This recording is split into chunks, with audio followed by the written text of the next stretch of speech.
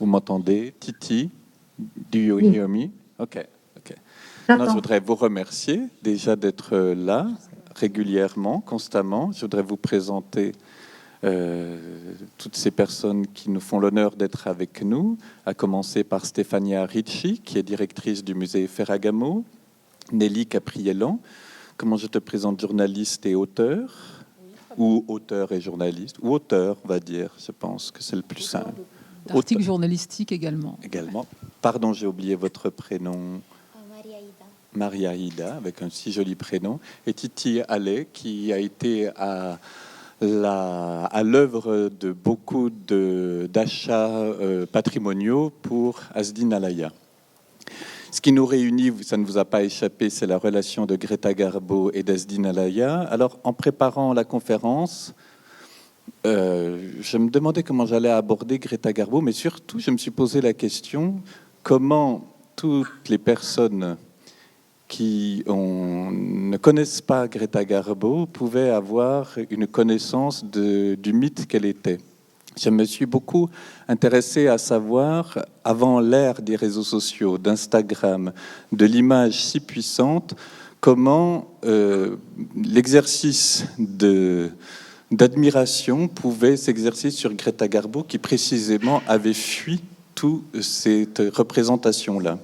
Alors, je ne vais pas présenter Greta Garbo, à part dire qu'elle est née en 1905, qu'elle est devenue une des plus grandes stars, moi je dirais la plus grande star à Hollywood, qu'elle a imposé un système de travail, moi, qui me forçait l'admiration avec des règles strictes, des studios qui étaient fermés aux autres, qu'elle a été très vite une des actrices, je crois la première, la plus chèrement payée, et qui a tout à coup décidé d'arrêter sa carrière en 1941 et qui a aussi refusé très vite les interviews, les premières, qui ensuite a fui toutes les représentations sociales et mondaines, qui étaient, je le vois d'ailleurs dans la mode, Greta Garbo a eu une influence très très considérable, à tel point qu'il y avait des articles dans Vogue dans les années 20 où on parlait de Greta Garbisme, et on voit comment toutes les actrices qui étaient des pseudo-concurrences ont eu tout à coup un arc de sourcils, un maquillage, un sourire, une bouche, Greta Garbo, plus que Greta Garbo elle-même. Elles étaient devenues elles-mêmes des figurations de Greta Garbo. Mais surtout, beaucoup l'ont dit, Greta Garbo était cette personne qui a fait entrer le cinéma dans une sorte de culte. Et peut-être qu'elle le représentait plus que tout autre, avec cette forme de beauté. On ne saurait pas dire si c'est de la beauté ou si c'est de l'oubli de la beauté. Mais s'exerçait toujours une source de fascination. Je parle de ma génération, j'ai 55 ans. C'était dans les années 80, encore très fort, cette source d'admiration pour Greta Garbo. D'abord, il y avait les cinémas, il y en a toujours, mais je ne crois pas qu'il y ait beaucoup de cinémas qui donnent à représenter les films de Garbo. Je ne sais pas ce que c'est que de regarder Garbo sur un écran tactile. Il me semble que ce grand écran, ça va avec un peu la religion qu'on peut avoir dès lors qu'on l'adore, on peut oser le terme. Mais c'était très clair, cette admiration de Garbo et cette fuite du présent, cette fuite du temps, cette espèce de renoncement renforçait bien sûr la création du mythe. Ce pourquoi on est là, bien évidemment, c'est qu'un jour, Asdin Alaya l'expliquait jusqu'à des périodes très récentes, très proches de sa disparition. Dans les années 60 et 70, un jour, quelqu'un apparaît dans son salon, on lui ordonne de ne pas faire mine de reconnaître la personne qu'il va habiller, et il s'agissait de Greta Garbo. Donc ils se sont échangés des regards, elle lui a demandé des manteaux d'homme, et comme elle ne les trouvait jamais assez amples, assez volumineux, c'est sur Christophe, son ami, que Asdin a construit les manteaux de Garbo. Par la suite, il l'a habillé régulièrement. Il a fait essentiellement plusieurs manteaux avec cette admiration très silencieuse où chacun était censé ne pas se connaître. Mais comment ne pas reconnaître Garbo, même dans les années 70, c'était inévitable. Et Asdin a toujours nourri depuis cela un goût très fort pour les vêtements masculins. On a enfermé Alaya dans une espèce d'extra-féminité de son style, mais il y a, si on veut le regarder comment dire, dénué des effets de style du défilé. Il y a des manteaux d'hommes très précieux, je dirais très militairement précieux, des vestes, des pantalons qui sont toujours le papier carbone de Greta Garbo. Alors je suis très fier de vous accueillir. Je vais passer d'emblée la parole à Stefania Ricci, qui avait organisé, je pense, la première exposition consacrée à Greta Garbo. Je me souviens l'avoir vue au musée Ferragamo. J'avais caressé le vœu de la faire venir à Paris. Et puis, il y a eu une dispersion des vêtements, ce qui serait aujourd'hui impossible. Je voudrais que vous nous évoquiez le cheminement et l'organisation de cette exposition. Stefania. Grazie dell'invito. Mi scuso che io non parlo francese, allora è meglio che parli in italiano e non in inglese, forse è meglio. E iniziamo subito con il video.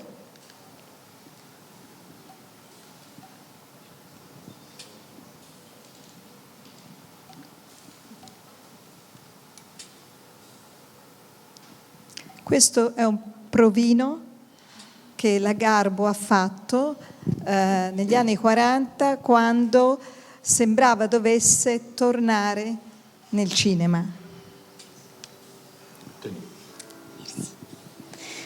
Ça, c'est un teaser que la Garbo a fait quand elle a pensé qu'elle devait rentrer dans les cinémas. E lo dice molto sul suo, la chiave del suo successo stava in questo volto straordinario, dove aveva questo sguardo intenso, questa bellissima forma anche del viso e questa bocca molto ben disegnata che non truccava mai. Sa force était dans le visage. En fait, son visage était très très joli, très élégant, et la force était dans les yeux, des yeux très forts, et la bouche qui était un bouche très raffinée, avec qu'elle maquillait jamais. E avrebbe voluto interpretare lei sempre un ruolo divertente, perché era una donna molto ironica, però l'hanno sempre costretta a fare dei ruoli di donna fatale, tant'è vero che l'ultimo film in cui finalmente recita una parte diversa fu un vero flop e lei decide di uscire dal cinema. En fait, elle a toujours désiré de faire des films un peu plus drôles, un peu plus humoristiques, mais elle était obligée dans la production à ces personnages de femmes fatales. Et en fait, le dernier film qu'elle a fait, où elle interprète en fait une femme un peu plus drôle, un peu plus humoristique, était très nul, un gros flop.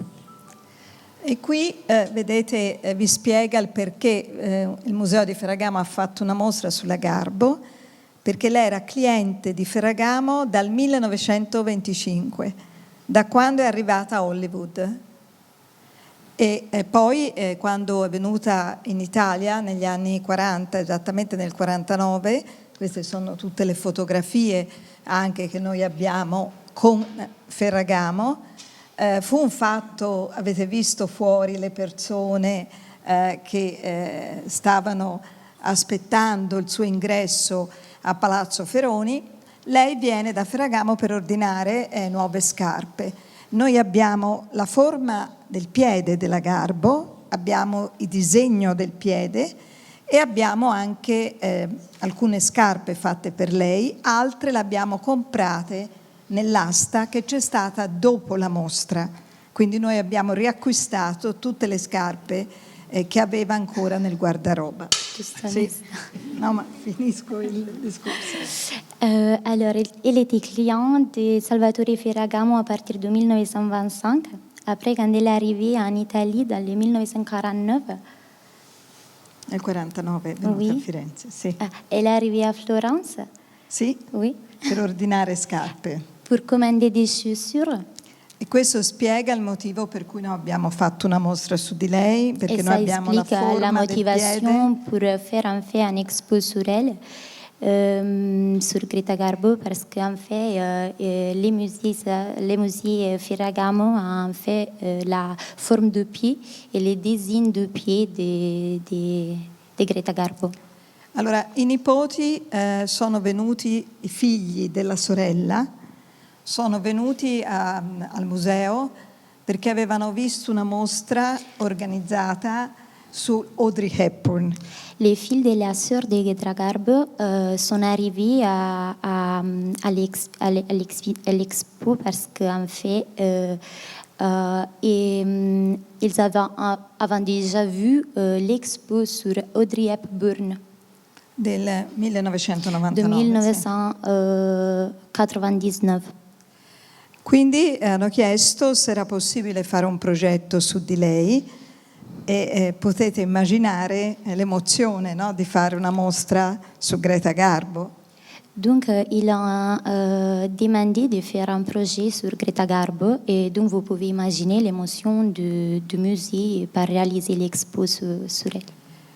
Loro avevano tutto l'archivio delle cose appartenute a lei, abiti e accessori, in New Jersey, e io sono andata in un inverno freddissimo, entrava la neve dal treno, mi ricordo, a vedere questi abiti. Il possédait un énorme archive des vêtements de Greta Garbo et Madame Stefania Ricci, elle est allée dans le New Jersey pour visiter la collection des vêtements des filles de sa sœur. Erano in un magazzino, non erano dentro una casa, erano dentro un magazzino. Il est dans un magasin, pas dans une maison bien conservée. Era il suo guardaroba personale, niente legato al mondo del cinema. Il était ses vêtements personnels, rien de connecté à le monde du cinéma. E lì dice molto del suo stile perché erano abiti straordinari, tutti firmati, quasi tutti. Et ça dit beaucoup de son style, parce qu'en fait, c'était toujours des vêtements de couture, des vêtements signés par des couturiers importants. E quello che non avrei mai pensato, vedendo sempre film in bianco e nero, tanto colore, soprattutto per l'estate. Et elle n'avait jamais imaginé de voir plusieurs couleurs dans les vêtements de Greta Garbo parce qu'en fait, les films étant toujours en noir et blanc. E quindi ho selezionato molto velocemente quello che dovevo portare in questa mostra e poi ho cominciato a studiare il personaggio di Greta Garbo. Donc, elle a sélectionné tous les vêtements plus importants de ses collections et elle a commencé à étudier les personnages de Greta Garbo, sa vie, sa histoire. Io ho fatto 3 mostre, una sulla Audrey Hepburn, una su Greta Garbo, un'altra su Marilyn, e queste 3 donne hanno avuto un'infanzia tutte molto difficili. Elle a fait en fait 3 expositions, une sur Greta Garbo, une sur Audrey Hepburn et une sur Marilyn. Et tous les 3 avaient déjà une histoire familiare et une vie des enfants très compliquée. Perché il padre di Greta Garbo era alcolizzato, quindi lei è costretta da giovane a lavorare, lavora da un barbiere, lavora poi in un negozio di cappelli. Donc, le père de Greta Garbo, il était alcoolisé. Donc, il est forcé à faire toujours des travaux très, très simples, comme travailler dans les coiffures ou aussi dans une boutique de mode, des chapeaux. E lì viene vista da Stigler, che era questo regista svedese, e la sceglie proprio per questa particolarità del volto.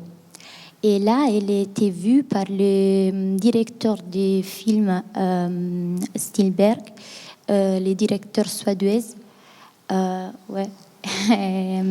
Et en fait, il a sélectionné parce qu'il était très fasciné par son visage très particulier. Le insegna a camminare, le insegna a vestirsi, le fa fare una dieta Il a e enseigné poi le insegna a recitare. Ah oui. Il a enseigné à marcher, il l'a commandé en indien, en fait à faire. Et surtout, il l'a enseigné à réciter. E quando la Golden Meyer veniva in Europa a selezionare i talenti, chiede a Stigler di andare a Hollywood e lui porta con sé Greta Garbo. Quand on fait la...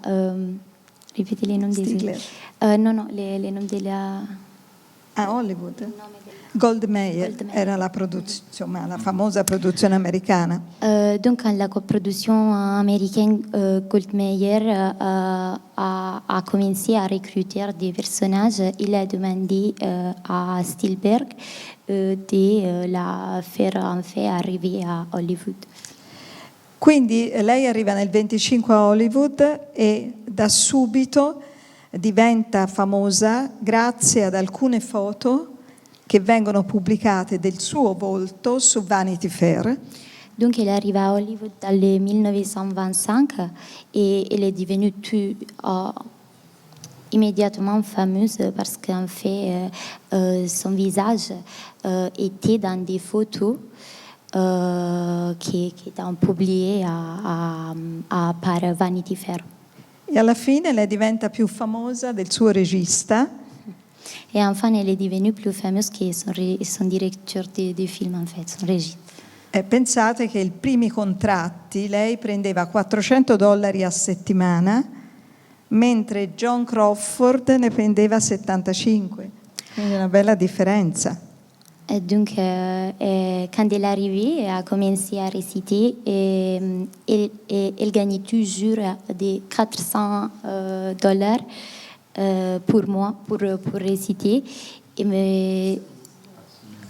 Par semaine. Et par contre, John Crawford prendait 75. Quindi vedete alcune delle celebri foto del suo volto, di vari ovviamente film. Queste sono veramente straordinarie, che abbiamo pubblicato, noi avevamo nella mostra.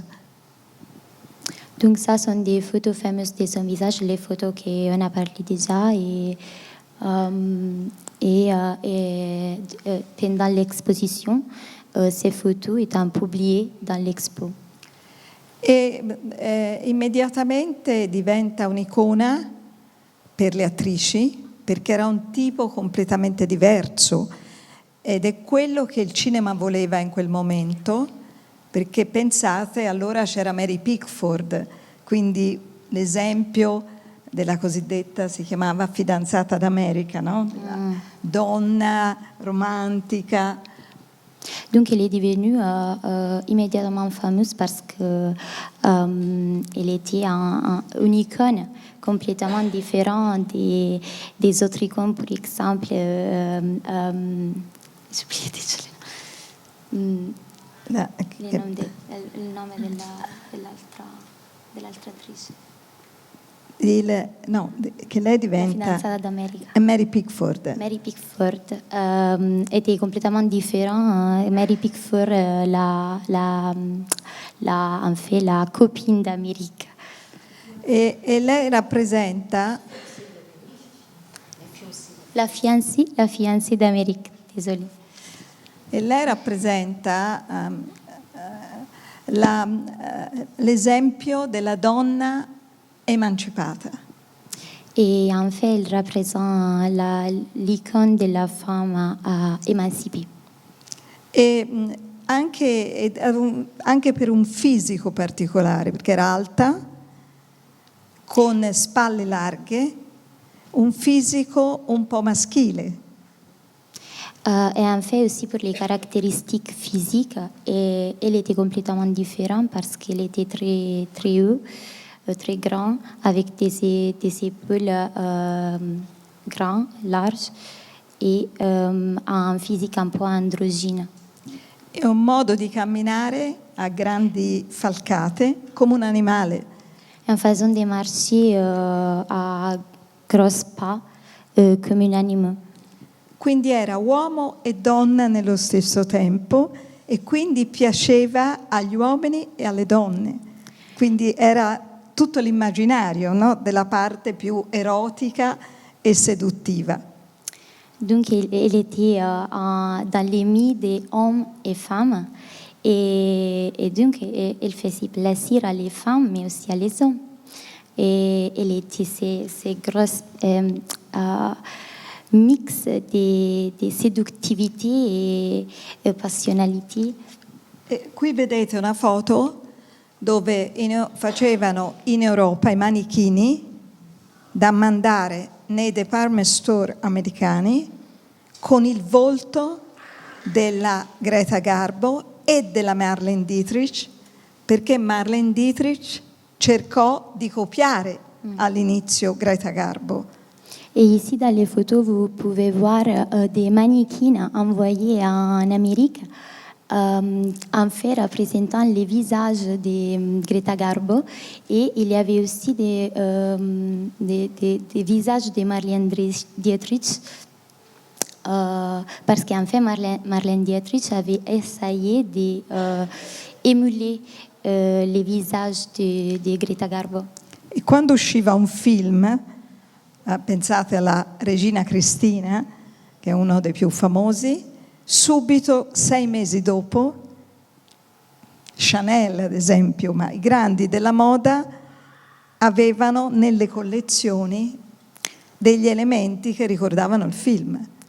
Donc, quand est sorti La Reine Christine, qui c'est un des films plus fameux de Greta Garbo, après la sortie, toutes les grandes maisons de couture, comme Chanel, par exemple, ont commencé à mettre dans les collections des éléments qui rappellent des éléments dans les films.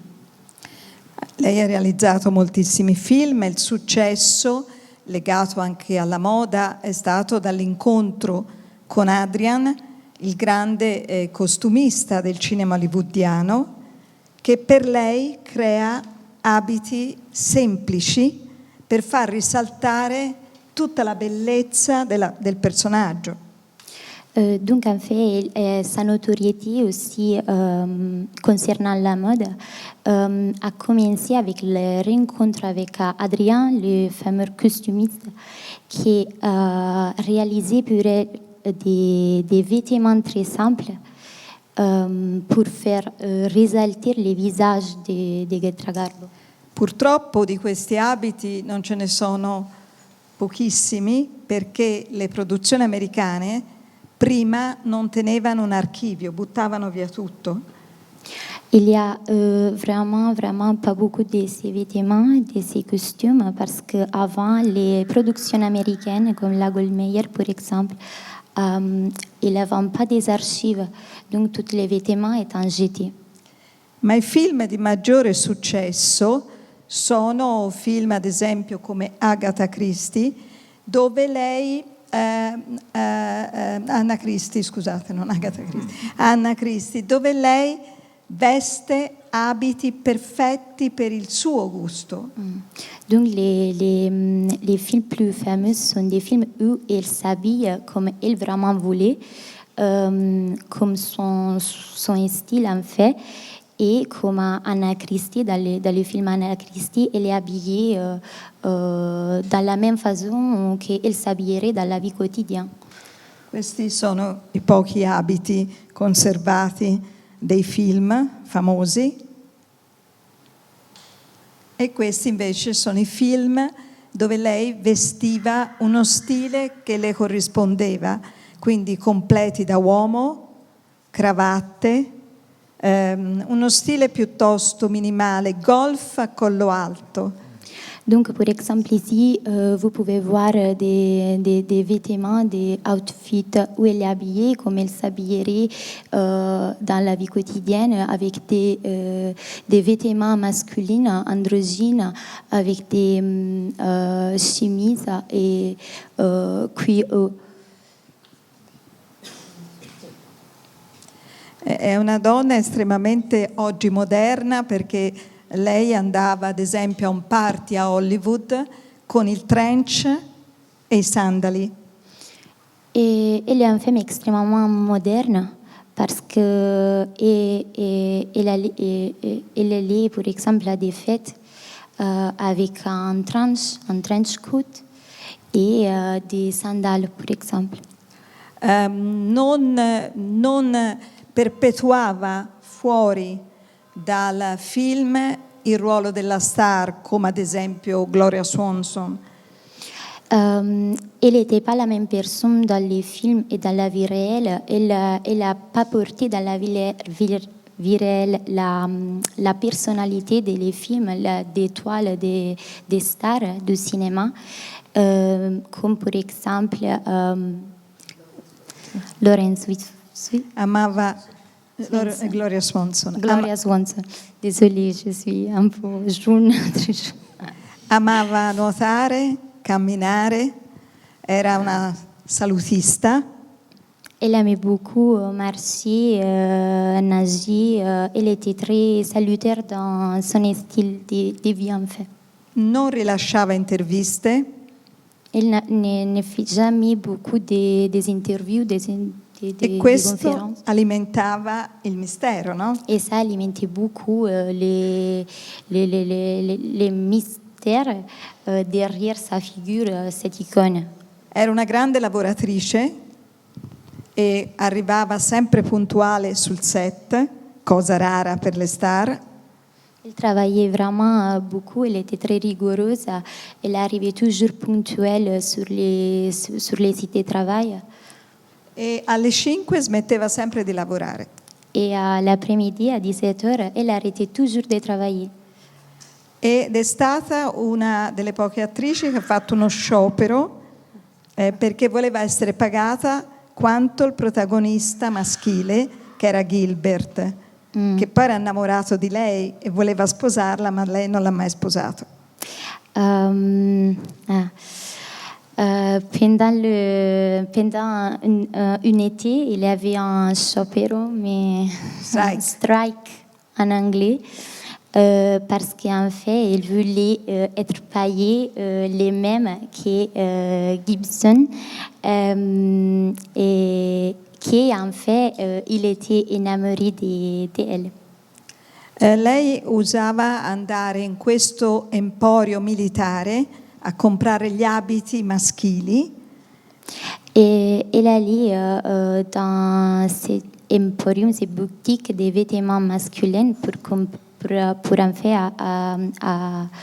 attacher des vêtements, acheter des vêtements masculins. Watson era questo sarto, gli faceva i pantaloni da uomo. Et ces boutiques étaient des couturiers de Watson, qui en fait étaient fameuses pour faire des vêtements masculins et des pantalons pour les hommes. E portava sempre taglie più grandi perché voleva star comoda. Elle portait toujours des tailles plus grandes que la taille en fait vraiment juste pour elle, parce qu'elle voulait être très confortable. E anche le scarpe, Ferragamo gli faceva sempre una taglia sopra. Et aussi les chaussures, par exemple, Ferragamo a toujours fait pour elle des chaussures avec une pointure plus grande, des deux pointures de ces chaussures régulières. Scarpe allacciate, spesso, e senza tacco. Souvent des chaussures attachées et sans des talons. Qui Anna Christie, vedete il golf a collo alto perché lei portava sempre colli molto chiusi perché era convinta di avere un collo troppo grosso. Donc, elle ici porte oui, je ne sais pas comment l'appeler ça. Turtleneck. Ah oui, no? turtleneck en anglais, un turtleneck. Parce qu'en fait, elle avait toujours pensé que son cuir était très grand, très grosse, et elle le voulait coller. Ok. Coller. Ok. E le voulait toujours cacher. E questo, vedete, poi invece la mostra, lei nel 1939 comincia a vestirsi da Valentina, che era una sarta di New York. Vous pouvez voir ici l'expo Greta Garbo dans le 1939 commence à s'habiller chez Valentina, une maison américaine. Diventarono amiche e poi hanno anche litigato perché pare fosse diventata l'amante del marito, era un rapporto un po' particolare. Donc en fait, il était toujours copine, elle était amie, mais après, elle a arrêté d'être copine, elle a séparé ses vies parce que Greta Garbo était l'amoureuse des maris de Valentina. Quindi però abiti, come dicevo prima, tutti molto tailored, molto alta moda quasi, molto però semplici, apparentemente semplici, poi di grande taglio, di grande veramente eleganza. Donc toujours des robes simples, mais très sagomées, très architecturées, avec des structures solides, mais très simples. E, oui. Vedete i colori dei pantaloni anche tanto Emilio Pucci per l'estate, tanto turchese. Et vous pouvez voir aussi les pantalons, toujours en version été, les pantalons étaient toujours en turquoise. E ovviamente la parte straordinaria, i cappelli. E Perché lei si nascondeva con il cappello e con gli occhiali. Et clairement, la part plus importante des vêtements de Greta Garbo, les chapeaux, parce qu'en fait, elle s'est cachée avec les chapeaux et les grosses lunettes di soleil. E qui alcune diciamo immagini dove vedete lei che indossa abiti quotidiani da Hollywood in poi. Et ici, vous pouvez voir des images où elle s'habille avec elle porte des robes et des vestes très quotidiennes.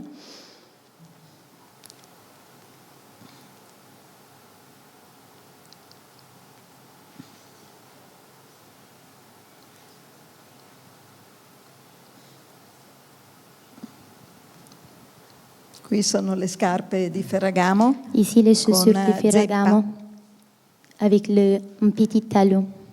E Ferragamo la identifica come lui divideva le donne a seconda della forma del piede, diceva che era una vera aristocratica. Et parce qu'en fait, Ferragamo était souvent différencier les femmes pour la forme de ses pieds. Il a toujours dit que la forme des pieds de Greta Garbo était aristocratique et élégante. Questo è il piede di Greta Garbo, la forma del piede sul quale lui faceva le scarpe. Ça, c'est la forme du pied de Greta Garbo sur laquelle Salvatore Ferragamo Ovviamente era una persona che usava abiti e accessori per lungo tempo. C'est très grand, non? Sì, It's grande, very big. ma non grandissimo. Quelle taille, quelle pointure. Non grandissimo, il 39 e mezzo, 39. oggi è piccolo. Ecco, queste sono le scarpe che abbiamo noi ricomprato e che abbiamo in archivio della Greta Garbo. Ça sont les chaussures de l'archive et qui en fait les musées Ferragamo a racheté. Quella soprattutto è una scarpa bellissima perché è una scarpa da uomo, come da uomo, ma con una lacciatura diversa. Ça, par exemple, c'est une chaussure des hommes, mais en fait, c'est comme une chaussure des hommes, mais en fait, en façon de s'attacher différent. E ce l'aveva di vari colori nel suo guardaroba Elle avait la même chaussure dans plusieurs couleurs dans la collection. e aveva anche roba più vecchia perché non buttava via niente. Elle avait aussi des chaussures très vieux parce qu'elle ne jetait jamais rien. Questi sono i modelli fatti per lei. Ça sont les chaussures créées pour Questa Greta è Garbo. bellissima, una scarpa di velluto fatta tipo una mule, una pantofolina. Mhm. Ça, par exemple, c'est très joli. C'est une chaussure créée en velours Ed è viola scuro. et violette, très, très foncée. E questi sono alcuni degli abiti che erano stati esposti in mostra. Et ça sont Molti cappotti, tanti des robes, cappotti, des tanti vestes. tailleur. Des vestes des tailleurs exposées dans l'exhibition au musée Ferragamo pendant l'expo.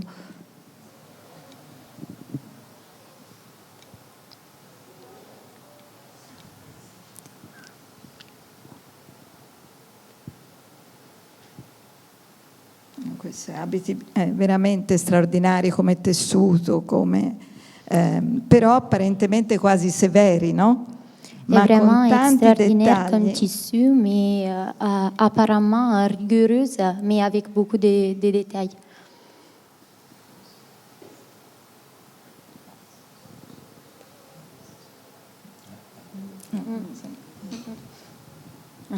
Mi piaceva moltissimo. Questo è Emilio Pucci. Ça, c'est Emilio Pucci.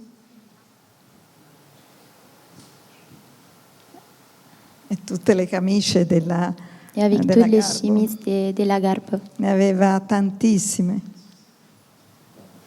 E tutta la lista. E tutti i pantaloni. Et tous les pantalons.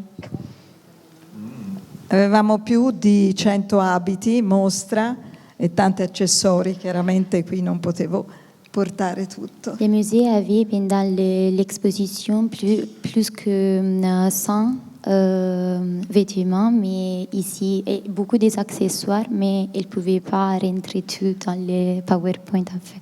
Aveva un baule di Louis Vuitton per le scarpe, Elle avait un baul, un valise pour les chaussures.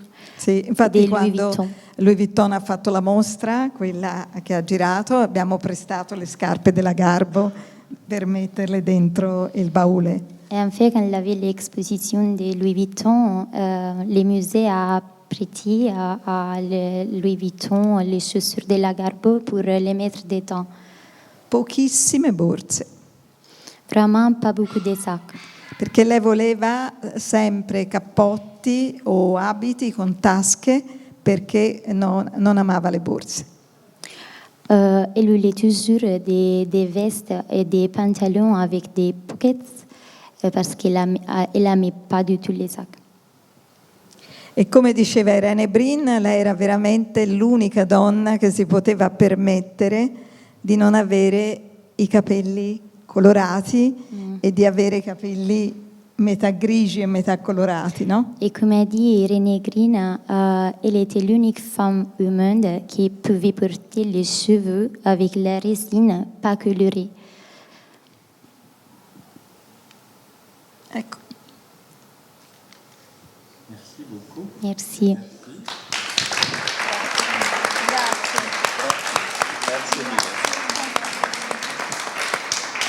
J'aurais dû vous dire en introduction que derrière nous, il y a 4 des vêtements, il y en a plusieurs, que Asdine Alaya avait racheté à la vente qui a succédé après à cette exposition de nombreuses années après.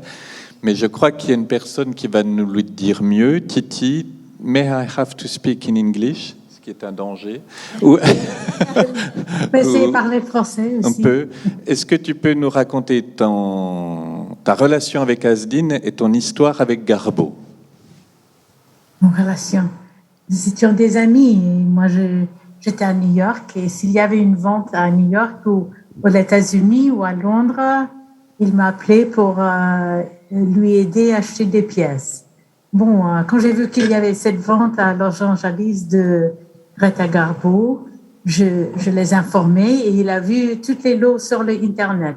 C'est une vente assez compris. Il y avait 850 pièces à peu près, comme ça. Et en tout ça, il a décidé qu'il a voulu 20 pièces. Et quand il a voulu une pièce, il m'a dit 2 choses. Prends ou prends d'office. Si c'était prendre d'office, ça veut dire acheter la pièce, n'arrête pas. Jusqu'au final, prends la pièce. Alors cette vente, il était très excité pendant cette vente. Et c'était l'hiver, c'était un jour en décembre et moi j'étais à Connecticut. Et c'était c'était assez drôle parce qu'il y avait une tempête et nous avons perdu l'électricité. Bon, alors, sans électricité, il n'y avait pas les téléphones. Alors, j'ai pris mon portable et j'étais le portable de moi de ce côté et le portable de mon mari de l'autre côté. Et comme ça, nous avons poussé les enchères pendant cette vente, qu'il était une vente de 10 heures ou 12 heures, quelque chose comme ça. C'était toute la journée. Pour les pièces, c'est toujours lui qui l'a décidé. Qu'est-ce qu'il voulait. Et vous avez eu les 20 pièces? Si c'était à New York ou à Londres, moi, je m'avais fait l'expertise de regarder les pièces. Mais cette vente, c'était loin de moi et moi d'Asdin. Et il faut rappeler que vous étiez, depuis de longues années, associé à Asdin pour acheter des pièces d'archives. Vous avez beaucoup travaillé avec lui. Oui. Depuis combien de temps, combien d'années vous avez travaillé avec Asdin? Nous avons de 1996, 15 jusqu'au jour qu'il était mort. Et s'agissant de la vente Garbo, vous avez pu tout acheter ce qu'il voulait? Non. Oui, il a acheté tout ce qu'il a voulu, mais il a changé ses idées pendant la vente parce que, par exemple, il y avait une jupe en tailleur de Givenchy qu'il a décidé, je ne sais pas, au dernier moment, il a dit arrête. J'ai arrêté. Ça veut dire, je ne sais pas si c'était le prix ou il a changé les idées.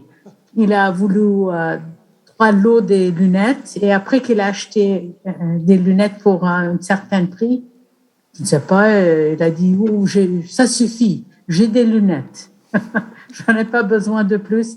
Et il a décidé d'acheter le manteau derrière de toi, le trench coat.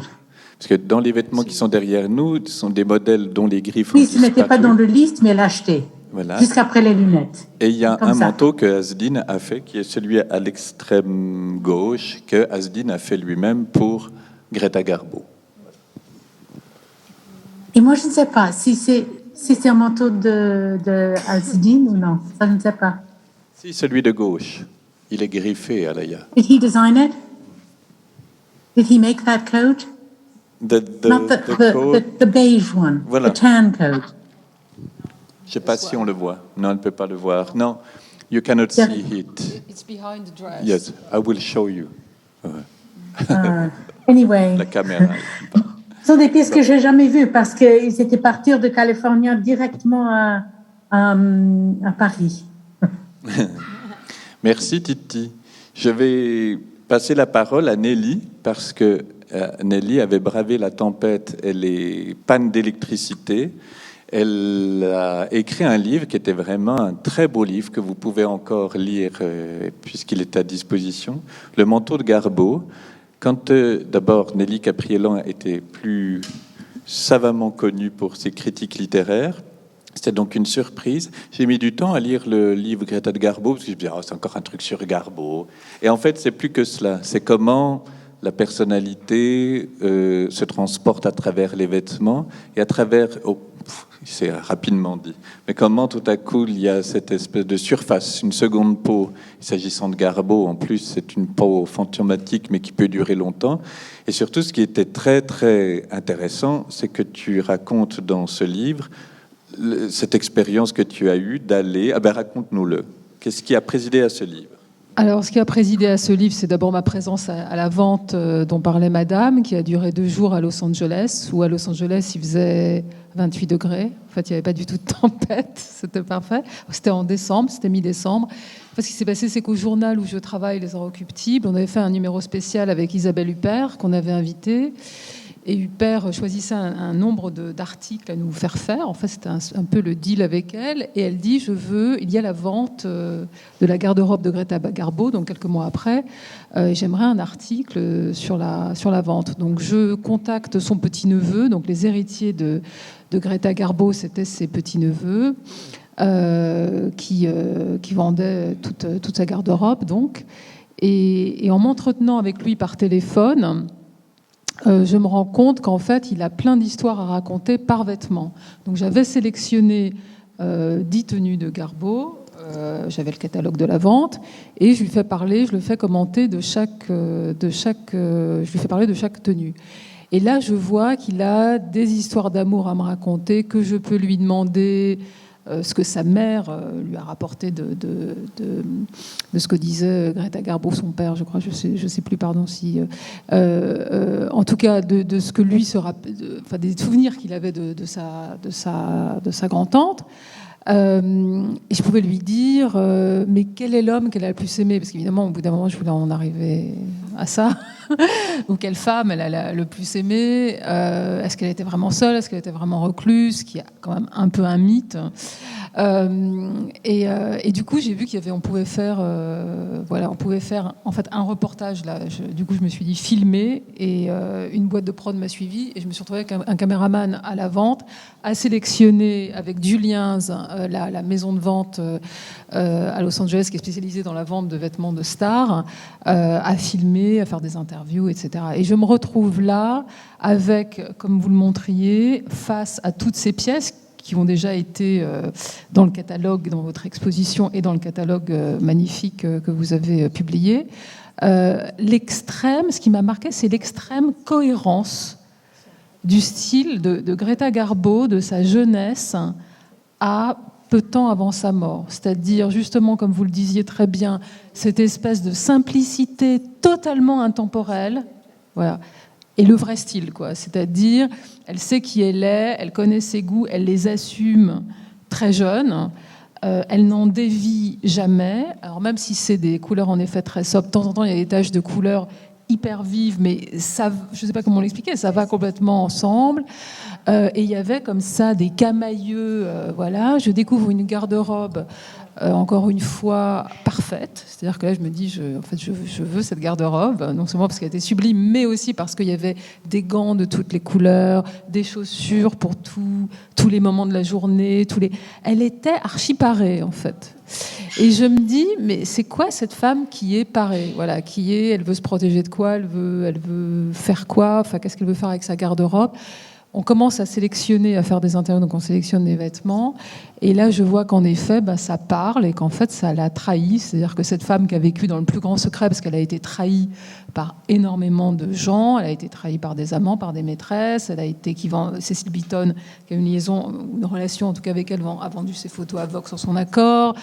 Bon, il y a eu plein d'histoires comme ça, parce que c'est vrai que ça a été c'est l'une des premières, sinon la première star de cinéma qui inaugure l'ère de la célébrité comme on la connaît aujourd'hui. C'est-à-dire traquée par les paparazzis, traquée par les journalistes, poursuivie, etc. Donc elle avait un côté un peu animal, sauvage qui se cache. Et là, je me dis, on va peut-être pouvoir révéler des choses avec ces vêtements. La vente elle-même était bouleversante, parce qu'il y avait en effet ce que j'ai su après, que M. Alaya en fait avait racheté des choses, donc ça j'étais contente. Mais en fait on n'était que 8 pendant 2 jours dans la salle. On était venus de plein de coins de la planète différents, et les 8, c'était, ou les 10, des méga fans de Garbo. Mais méga fans de Garbo. Mais pourquoi que 8? En fait, parce que tout se passait par en ligne. En ligne, voilà. Et donc tu avais une espèce de grande rangée de tables avec plein d'ordinateurs et plein de téléphones où là c'était quasiment, on avait l'impression d'être à la bourse avec les téléphones enfin bon, voilà.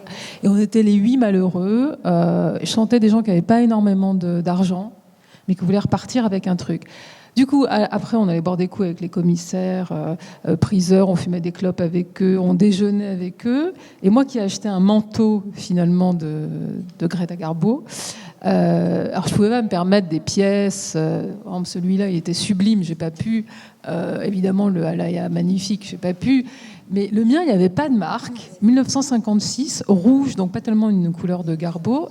Et je pense que les commissaires, à un moment donné, nous ont repérés et écourtaient les enchères, parce qu'on avait le monde entier, avec beaucoup plus de moyens, qui rivalisait contre nous, les 8. Et là, je découvre, en fait, moi j'ai toujours aimé, comme toi, Garbo, mais je découvre Garbo à travers sa garde-robe, et je suis complètement tombée amoureuse de cette femme qui a été, qui en fait est une des premières stars, en effet, qui tient tête à Louis B. Mayer, qui tient tête à la MGM, qui fait grève, qui demande le même salaire que les hommes, qui se permet de choisir les hommes avec qui elle veut coucher, qui les quitte, qui a ce même rapport avec les femmes, qui ne montre pas sa bisexualité, mais en tout cas qui est là, enfin voilà, qui n'est pas si caché que ça, qui dit non, voilà, qui dit non aux normes, qui dit non aux conventions, qui dit non, qui n'est pas comme les autres stars, c'est-à-dire qu'en effet, elle n'est pas comme Gloria Swanson, où ces stars-là, dès qu'elle gagnait beaucoup d'argent, elle faisait, enfin voilà, elles avaient des salles de bain en marbre noir avec la baignoire en or et des diamants et des fourrures et des Rolls. Bon, Garbo, c'était pas ça. Tout de suite, elle garde son argent, elle investit dans l'immobilier. Donc, elle a pu se retirer du cinéma et être assez riche. Pardon, je me rappelle plus de ta question, mais c'était. J'ai fait une immense les réponses. Continue. Est-ce que tu veux qu'on parle plus de la garde-robe Non, c'était très bien aussi. Non, j'avais une question. E quando abbiamo fatto la mostra alla Triennale di Milano, la prima volta, c'è stato tanto pubblico giovane che non sapeva chi era Greta Garbo, ma sono rimasti affascinati dalla modernità di questa donna. Incredibile. Quand il a fait l'exposition à la Triennale de Milan, en fait, il y avait beaucoup de gens très jeunes qui ne connaissaient pas du tout Greta Garbo, le Louvre de Greta Garbo, mais étaient fascinés pour la modernité de ces femmes. Non, moi j'ai une question, et peut-être que vous en avez aussi. Je me demande, et qu'est-ce que ça fait alors d'enfiler un manteau de Greta Garbo? Alors au départ, c'est intimidant, évidemment. Il y a quelque chose d'intimidant. Et puis, ouais, il y a quelque chose d'intimidant. Il y a quelque chose de touchant. Il y a quelque chose de se dire qu'elle l'a porté, qu'elle l'a gardé. Qu'elle a. Il y avait une odeur. Non, il n'y avait pas d'odeur. Il n'y avait pas de parfum. J'espère qu'il y a encore des traces de. Rien dans les poches. Parfum. Il n'y avait rien dans les poches. Je pense bien que la famille avait fouillé avant. Et en fait, cette vente dont on parle avec un peu toutes les deux avec émotion, mais je leur en ai voulu en fait aux petits-neveux. Je leur en ai voulu. Je pense qu'ils auraient dû faire un musée Greta Garbo. Voilà. Et à un moment donné, j'ai été les voir et je leur dis, parce que le soir même de la veille de la vente, il y avait un cocktail. Et à un moment donné, je vais les voir. Là, je pense que j'avais un peu bu. Puis j'avais fait mes interviews avec eux, j'en avais plus besoin. Et je leur dis, mais pourquoi? Parce qu'ils vendaient aussi ces petits jouets. Et je ne sais pas si vous avez vu un film. Il y a un petit film qui est sur YouTube où quelqu'un, parce qu'à la fin, elle avait toujours un jeune homme qui sortait avec elle pour faire ses promenades. Et il y en a un de ceux-là qui raconte qu'un jour, il va prendre le thé chez Greta Garbo à New York.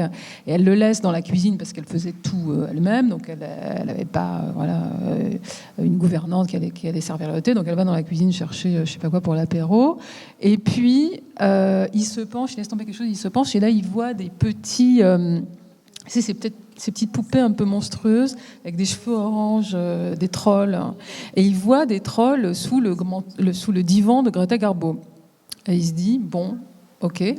Il ne dit rien. Il revient le lendemain ou le surlendemain.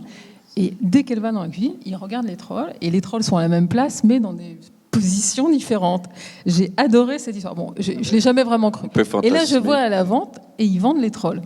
Les petits jouets scandinaves, en fait, de Greta Garbo. Donc, je vais voir un des petits-neveux et je dis... et pourquoi vous vendez ces petits jouets? Non, mais ils vendaient même les pyjamas. Tu vois. Je dis, pourquoi les petits jouets? Et là, un peu... je dis, qu'est-ce qu'ils veulent? Ils vont gagner quoi avec ça? Et un peu revêche, il me dit, vous remarquerez qu'on ne vend pas ces soutiens-gorge. Je dis, heureusement. Ouais. Mais voilà, je pense qu'ils auraient dû en faire voir cette garde-robe complètement dépecée. C'est pour ça que c'est bien qu'il y ait qu'on puisse en voir là. Vous avez fait un catalogue, on a quand même des traces.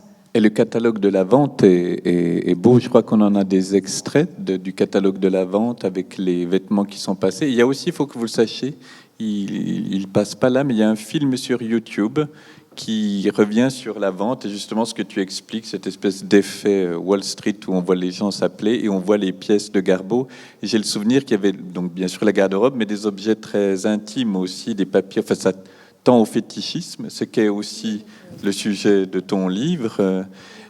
Voilà, on voit un peu des extraits des catalogues, qui est en lui-même le catalogue de la garde-robe de Greta Garbo, comme presque un livre de Sophie Calle, un peu. C'est comment ça raconte la vie uniquement à travers ces objets, des descriptions. Et puis, en fait, ça offre une place encore plus généreuse à l'imagination. Et c'est un beau catalogue. Je ne sais pas s'il existe encore sur Internet, mais c'est le seul catalogue de vente qu'on peut encore se procurer et qui, vraiment, en plus de ton livre, peut avoir... qui raconte une femme. Voilà. Et qui est vraiment beau pour celui qui admire Garbo. C'est Garbo sans Garbo, mais c'est que elle, vraiment. Voilà. C'est la sélection des pages que Titi connaît bien, puisque c'est tous les vêtements que M. Alaya a achetés pour constituer une petite partie représentative de Greta Garbo. J'ai oublié aussi de dire, et tout à l'heure Stéphania l'a ajouté à raison, c'est que Adrian était le costumier favori de Greta Garbo. Il a beaucoup travaillé à la fondation plastique de son mythe. Et Adrian est également quelqu'un que M. Alaya a beaucoup collectionné. Je pense même pouvoir dire que c'est la collection privée la plus importante de vêtements d'Adrian, mais pas des vêtements de film, des costumes de film, des vêtements, puisqu'il a ouvert une maison de couture dans les années 30. Et M. Alaya avait, par les relations du fils d'Adrian, pu acquérir à peu près 300 pièces, vêtements, tailleurs, robes du soir, qui sont toutes un peu quand même le souvenir de ces stars comme Greta Garbo. Et c'est tout. On en avait fait une exposition pour ceux qui l'avaient vu, Alaya Adrian. Et c'était aussi un autre dénominateur commun qui entretenait ce souvenir de Greta Garbo. Mais surtout, c'était une époque, Adrian, où c'était Hollywood qui dictait la mode aux couturiers. C'était pas tant que ça, les couturiers, quoi. Il y a eu un moment où Hollywood, les couturiers de Hollywood, Oleg Cassini aussi, volent un peu la vedette et impose une mode sur le plan international. Ça, c'est magnifique. J'adorais les chapeaux comme ça qu'elle avait. Mais elle en avait plein, voilà. Fallait pas... Elle avait avec une bride comme ça, avec une bride comme ça. Et qui étaient les autres personnes qui étaient avec toi?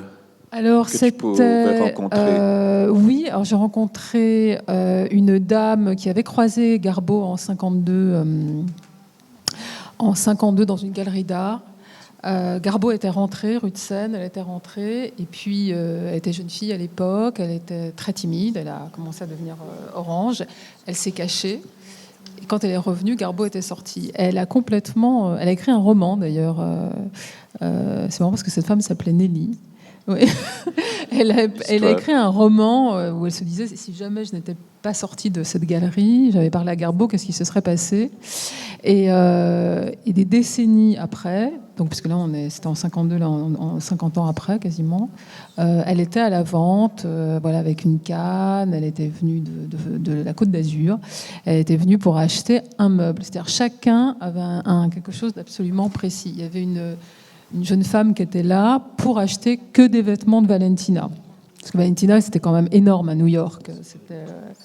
russe blanche, très théâtrale, très personnage excentrique, qui ressemblait d'ailleurs aussi assez à Garbo. Et puis voilà, puis sinon c'était des fans très solitaires, mais qui venaient. Il y en avait un qui voulait absolument 3 chapeaux, dont un qui était en léopard qu'il a réussi à avoir. Enfin voilà, on est tous repartis un peu contents avec. Mais moi au départ, je me suis vraiment laissée complètement charmée. Et je me suis dit, il faut que j'y participe. Je peux pas être que spectatrice. Voilà. C'est bien. Vous avez une question, Stefania? Sì, che per me quando ci sono le aste è un grande dolore perché tu hai visto il guardaroba intero di una persona e quando lo tocchi ti sembra di sentire l'anima. Quand il y a les ventouseurs, elle a dit je souffre beaucoup parce qu'en fait, t'as pris dans tes mains les vêtements, tu l'as touché, il y a une aura dans les vêtements et donc c'est... E quando vedi poi che E viene après, disperso, quand tu... è come se tanti pezzi della persona andassero via, no? Si dissolve. Non so, una brutta sensazione per chi ha lavorato la prima volta su un guardaroba che non era mai stato visto, no? Pour quelqu'un qui a travaillé avec une collection de vêtements qui n'était jamais vu avant, voir que tu es vendu dans les ventes et si avant elle pouvait toucher et percevoir, sentir la personne qui avait porté ces vêtements, c'est comme si les pièces de la personne sont disperdues dans tous les mondes avec la vente. E lo stesso per Audrey Hepburn, perché lì erano ancora dentro la sua casa in Svizzera e quindi c'è questa sensazione quasi di profanazione, no? Dell'intimità. Et encore plus, par exemple, après la ventousère d'Audrey Hepburn, parce que c'était des vêtements encore dans la maison en Suisse d'Audrey Hepburn. Donc, c'était comme si c'était une usurpation d'invasion de l'espace privé de la personne. E si spera che quando uno compra si renda conto di quello che compra, davvero, no? Et il dit, j'espère que quand quelqu'un achète ses robes, ses manteaux, ses vestes, en fait, réalise qu'il y avait quelqu'un derrière ces vêtements, qu'il y avait un personne. Mais il doit rester des choses parce que je sais que des invendus ou des qui vont reparaître, et même peut-être, enfin je sais pas, peut-être que quelqu'un a quelque part, par exemple, il y a un des manteaux que M. Alaya a fait à Garbo qui n'était pas dans la vente. Moi, quand je l'ai interviewé, M. Alaya, il m'avait raconté comment Garbo était venu. En effet, c'est Cécile de Rothschild qui l'amène. Et elle dit, je veux un très très grand manteau bleu nuit, enfin bleu noir, très très large, le plus ample possible. Et alors que lui me disait c'était la mode des manteaux courage très ajustés. Donc elle avait vraiment son goût contre les modes en fait, et elle savait ce qui lui allait, elle savait ce qu'elle voulait. Donc le manteau doit être quelque part. Et précisément ce manteau, il n'était pas dans la vente, on l'a pas vu. Est-ce que Titi, vous voyez encore des manteaux ou des vêtements de Garbo qui passent en vente des fois? Parfois. Non, j'en ai vu les autres, non. En même temps, je vais faire un peu mon propre procès. Est-ce que vous ne pensez pas, avec toute l'admiration que j'ai pour Garbo, pour toutes les personnes, que lorsqu'on voit une exposition de vêtements de Garbo sans Garbo, c'est comme une mise en demeure, un peu. Mais il n'y a pas la vie avec... C'est un peu Garbo quand même. Un peu Garbo. Je le dis pour un peu. Non, mais c'est son goût parce que le goût de quelqu'un, c'est un peu lui, c'est une émanation de lui. Et là, encore une fois, c'est tellement son goût.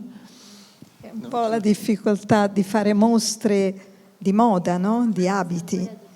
Perché l'abito è fatto per stare su una persona e col manichino hai sempre un po' la difficoltà, no? Di rendere la vitalità dell'abito.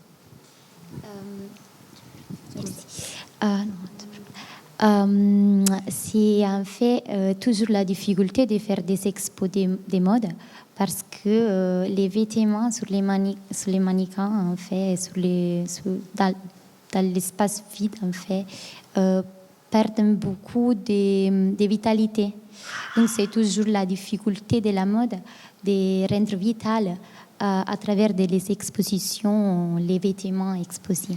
Et je dis ça, mais je suis un grand fétichiste de ces vêtements. Donc, je vais remercier Greta Garbo, qui était avec nous 4 fois.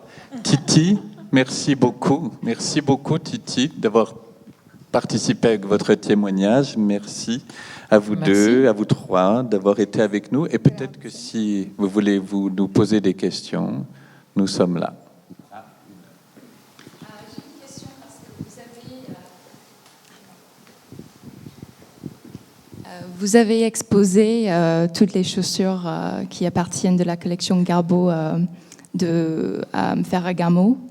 Et on sait que Monsieur Alaïa, il avait beaucoup de chaussures. Il a utilisé les chaussures Ferragamo dans ses défilés.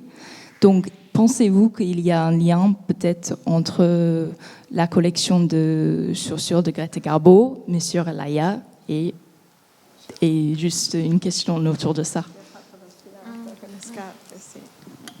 Sì, insomma, perché quando noi abbiamo fatto la mostra, anche altre mostre, Quand il a fait l'exposition, mais aussi dans des autres expositions. poi sono state riprese, no, le scarpe per poter fare anche nella sfilata dalla IA, abbiamo rifatto i modelli per quella sfilata. Après, les mêmes chaussures étant reprises pour faire les défilés pour la maison Alaïa. Et oui, c'était en fait les mêmes chaussures reprises là. Perché Alaïa era molto un fan di Ferragamo e ad esempio ha fatto questa bellissima sfilata utilizzando questi stivali stretch leopardati che risalgono al periodo di Hollywood, cioè degli anni 20, che Ferragamo aveva fatto questi stivali e c'è la foto dell'attrice con questi stivali, la pelliccia di leopardo e il leopardo. En fait, Zedina Alaïa était très fan de Salvatore Ferragamo et il avait réalisé des bottines en léopard. Et il y a aussi une photographie avec un mannequin, une actrice avec les manteaux en léopard, les léopards et les mêmes bottines de Zedina Alaïa. Che erano di un tessuto stretch. Qui est dans un tissu élastique, en fait, stretch, bottines stretch, déjà dans les ans avant. Je vais passer la parole à Laurence Benaïm qui nous fait la joie de nous retrouver. Je sais que tu as fait beaucoup d'entretiens avec le souvenir de Greta Garbo. Est-ce que tu peux nous raconter un peu ce que tu as pu découvrir à la faveur du livre que tu as écrit en coïncidence avec l'exposition ici à l'Aïa, avant Alaïa? Alors, ce qui me frappe, en fait, c'est le rapprochement qu'on peut faire peut-être entre ces deux personnages.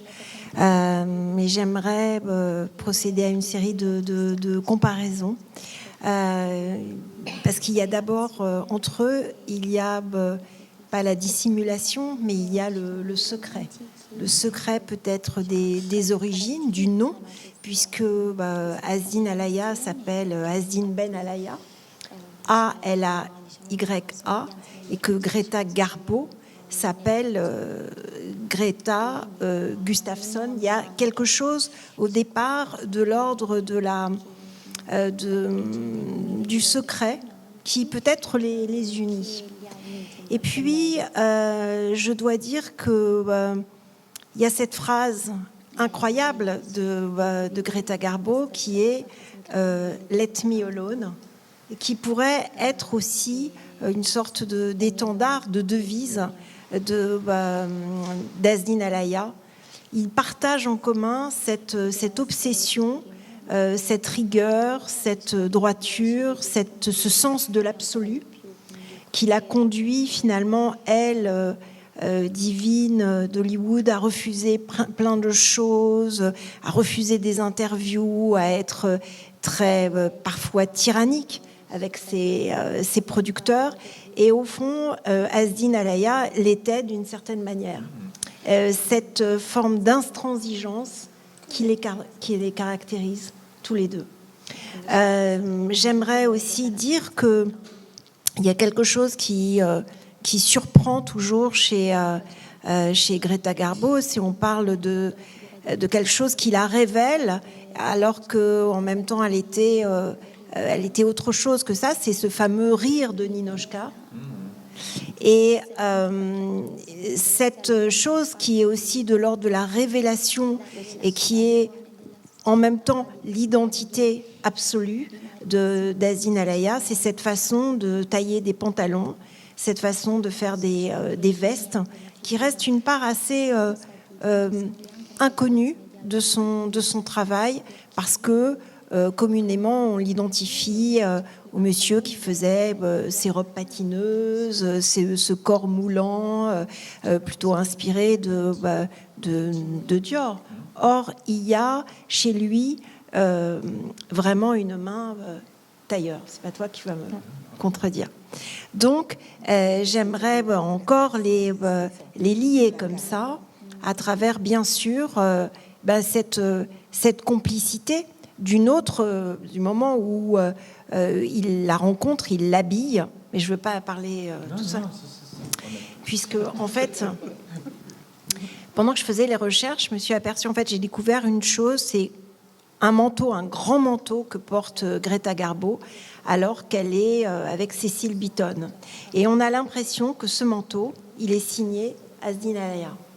Et en fait, ce qui est extraordinaire, c'est qu'il va refaire un manteau pour elle, et ce manteau, ça ne sera pas la réplique, mais on a l'impression qu'il l'habille depuis toujours, comme s'il ne cherchait pas à la transformer, mais à la révéler au moment même où, vivant à Paris de façon assez secrète, repoussant les paparazzi, puisqu'elle vit avec Cécile de Rothschild, eh bien, elle se cache comme ça dans ce grand manteau noir. Voilà ce que je pourrais dire sur cette complicité qui n'en est pas une, mais en tout cas sur ce qui les relie, et ce que pouvait par exemple dire Fellini de Greta Garbo. Il disait qu'elle est entrée dans le cinéma comme on en a fait une sorte de couvent.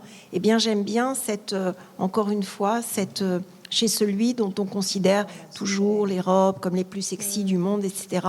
Ce sens presque mystique de la retenue qui fait que l'un et l'autre sont entrés dans leur métier pour n'en plus sortir, comme on entre en religion. C'est un bel épilogue que ces deux chemins de solitude qui en effet avaient beaucoup à se dire tout en étant très taiseux. Voilà. Si vous avez des questions, je vous propose de continuer ou de prendre un verre. Ce que les deux n'auraient pas refusé sans doute. Ce qui est intéressant, c'est aussi la rivalité entre Greta Garbo et Marlène Dietrich. Alors pourquoi finalement Saint-Laurent était beaucoup plus Marlène Dietrich et Alaya plus Garbo. Voilà, c'est ça. Merci Laurence. Non, c'était très intéressant, très précieux d'avoir ton témoignage. Merci à vous tous.